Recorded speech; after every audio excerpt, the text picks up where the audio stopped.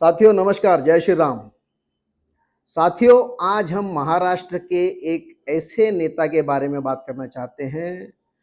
जिसका प्रभाव केवल महाराष्ट्र तक सीमित नहीं है बल्कि पूरे भारत की राजनीति पे उनका एक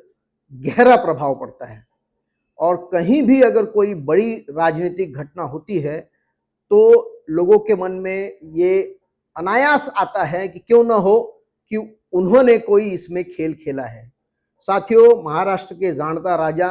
शरद पवार जी के बारे में मैं कहना चाहता हूं, जिन्हें एक तेल लावलेला पहलवान भी कहा जाता है महाराष्ट्र में, कि उनकी चाल को न कोई समझ पाता है न तो उनको कोई पकड़ पाता है। हमेशा वो सबके ऊपर भारी पड़ते हैं। लेकिन आज उम्र की इस पड़ाव में और उनके राजनीति में और उनके परिवार में जो कुछ भी पिछले दिनों हुआ, उसकी वजह से थोड़ा बहुत वो बैक स्टेज पे या बैक फुट पे हैं, ऐसा कहना अनर्गल नहीं होगा। लेकिन साथियों,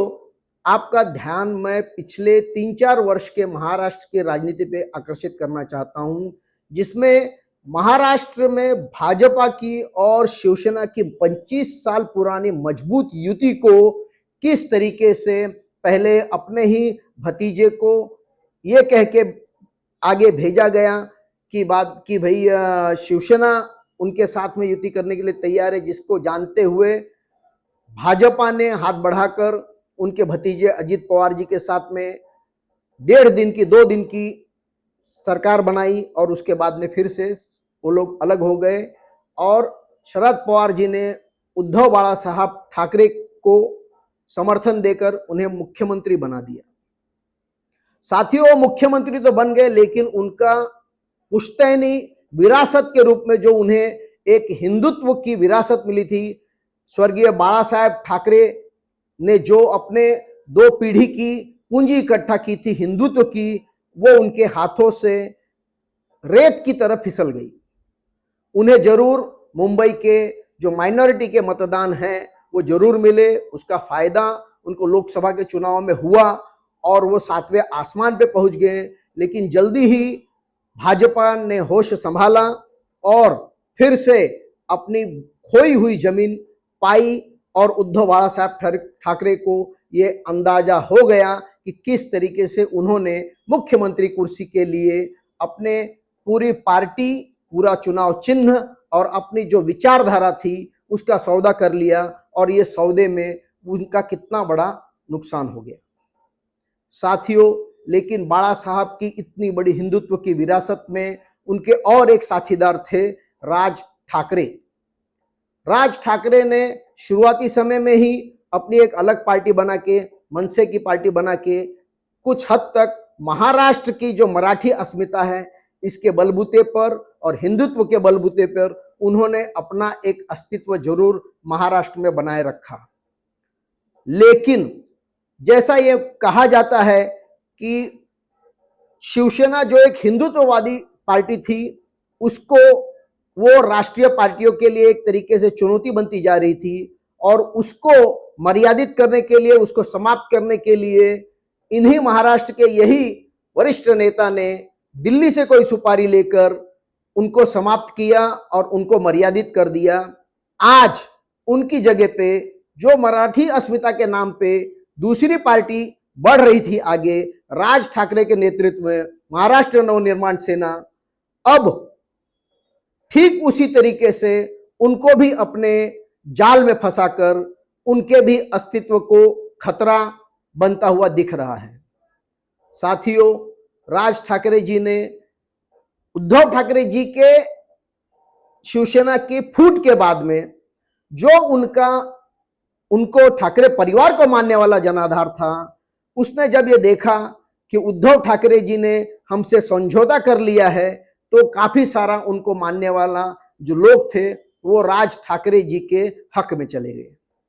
लेकिन अब आने वाले चुनाव की तैयारी में, स्थानीय स्वराज संस्था के चुनाव में, महानगर पालिका के चुनाव की तैयारी में जिस हिसाब से महाविकास आघाड़ी तैयारी कर रही है और एक बंधुत्व के नाते उद्धव बाला साहब ठाकरे और राज ठाकरे मिलकर फिर से एक होकर अपने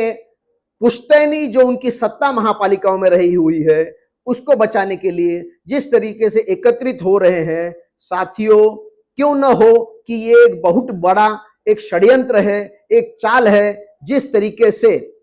कांग्रेस ने और राष्ट्रवादी कांग्रेस ने अपने खोए हुए जनाधार को पाने के लिए उद्धव बाला साहब ठाकरे को भ्रमित करके उन्हें एक मुख्यमंत्री का 2.5 साल का तोहफा देकर उनसे पूरा जनाधार छीन लिया, उनको निर्बल कर दिया और आज एक तरीके से अपने ऊपर पूरी तरीके से आश्रित और लाचार कर दिया है।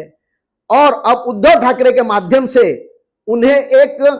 तुरुप के इक्के के रूप में इस्तेमाल करके आज राज ठाकरे को भी महाविकास आघाड़ी में लेके आ रहे हैं। तो जो जनता, जो हिंदुत्ववादी जनता, जो मराठी अस्मिता के लिए जुड़ी हुई ठाकरे परिवार से जनता, जिन्होंने उद्धव बाला साहब ठाकरे को छोड़ दिया, क्यों न हो कि वो राज साहब को भी छोड़ दे। अगर राज साहब ने किसी भी तरीके से महाविकास आघाड़ी से जो अपना, अगर वो उनके गट में शामिल हो जाते हैं, जो कि अभी इलेक्शन कमीशन के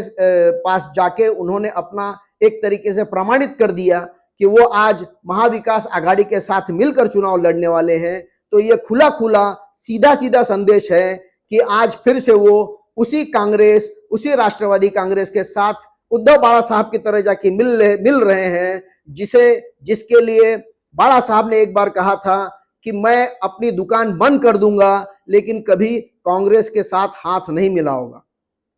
साथियों, मैं केवल एक चीज कहना चाहता हूं कि जो भूल उद्धव बाला साहब ठाकरे ने करके अपनी पार्टी, अपना निशान और अपना जनाधार खो दिया, क्या ठीक उसी रास्ते पे चल के राज साहब मनसे का नुकसान तो नहीं कर देंगे? एक अर्थ में वो महाराष्ट्र की उस मराठी अस्मिता और उस हिंदुत्व मराठी मानुष का नुकसान नहीं कर देंगे? देखने में तो यही आ रहा है कि अगर ये लोगों ने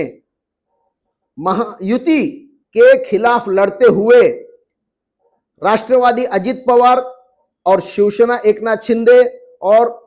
जो प्रमुख पार्टी है भारतीय जनता पार्टी, इसके खिलाफ अगर ये चारों जन एक साथ हो जाते हैं तो क्यों न हो कि महाराष्ट्र की हिंदुत्ववादी जनता और मराठी अस्मिता के लिए लड़ने वाली जनता वो इन सभी को छोड़ के पूरी तरीके से भाजपा के अधीन हो जाए, एकनाथ शिंदे जी के अधीन हो जाए। और जो एक लड़ाई जमती हुई दिखाई दे रही थी, बराबरी की दिखाई दे रही थी, अचानक से यह लड़ाई पूरी तरीके से भाजपा और महायुति की तरफ झुकती हुई दिखाई दे रही है। साथियों, अगर मेरा अनुमान सही है तो जरूर कमेंट कीजिए, लाइक कीजिए, सब्सक्राइब कीजिए। धन्यवाद। जय श्री